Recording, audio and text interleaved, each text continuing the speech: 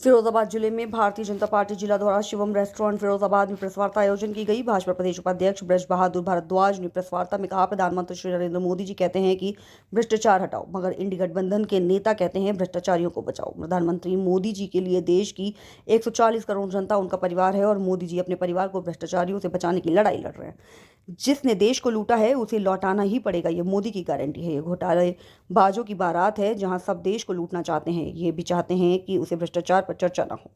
आम आदमी पार्टी कहती है कि केजरीवाल की गिरफ्तारी के समर्थन में रैली हो रही है। कांग्रेस कहती है कि ये किसी व्यक्ति के समर्थन में नहीं बल्कि पूरे गठबंधन की रैली है।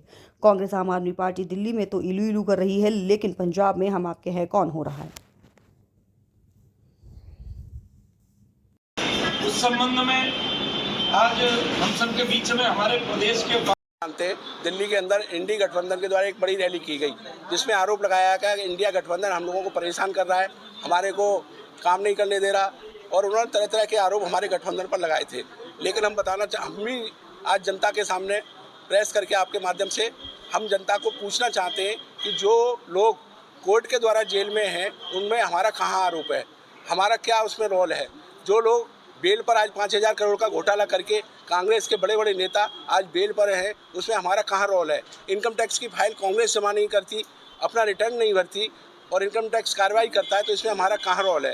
जब 7-7, 8-8, 10-10 बार सम्मन आते हैं केजरीवाल जी के पास और वो वहाँ पर जाते नहीं हैं, और उसके बाद वह सोचते हैं कि जब चुनाव आएगा तो हम इसको स्टंट बनाएंगे, इसको एक बनाएंगे। तो हम पूछना चाहते हैं कि जब कोर्ट कार्रवाई करता है तो इसमें हमारा कहाँ आरोप है, हमारे ऊपर कौन सा आरोप है। इनके 7-7, 8-8 नेता जेल के अंदर हैं, कोर्ट उनको जमानत नहीं दे रहा, तो इसमें इंडिया गठबंधन का कहाँ दोष है। ये सारे विषय लेकर के हम लोगों ने जनता से आपके माध्यम से जानना चाहते हैं कि इसमें ये जो गुमराह कर रहे हैं, कभी हमारे सनातन धर्म को गाली देते हैं, कभी हिंदू धर्म को गाली देते हैं, कभी तरह तरह की रामचरितमानस के बारे में बातें करते हैं, लेकिन फिर भी वो सारे लोग इकट्ठे हैं।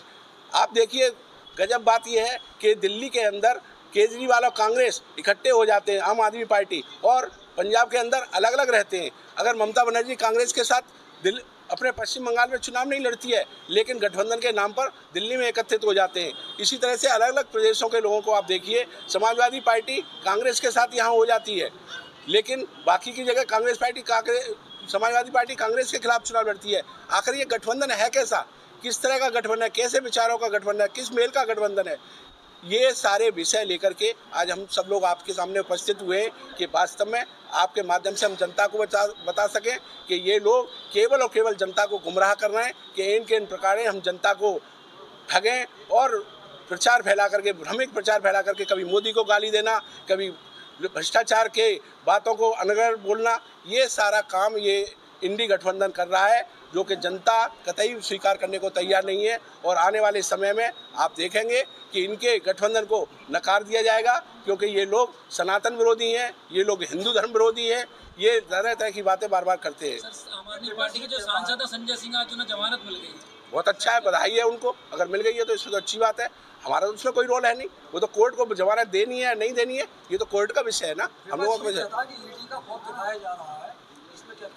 ईडी तो पहले भी थी, ईडी में तो पहले भी लोग गए, ईडी में पहले भी लोग तमाम पार्टियों के लोगों के खिलाफ जांचें हुई हैं। तो ये इसमें ईडी तो स्वतंत्र संस्था है ना, उसमें कोई रोल नहीं है, किसी सरकार का रोल नहीं है। आगे भी कोई सरकार आएगी या पहले भी जो सरकारें थी उसमें भी ईडी का कोई रोल नहीं होता था।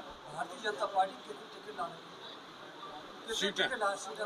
पूरे 80 की 80, पूरे उत्तर प्रदेश में 80 की 80। इलेक्टोरल बॉन्ड पे क्या कहना है आपका?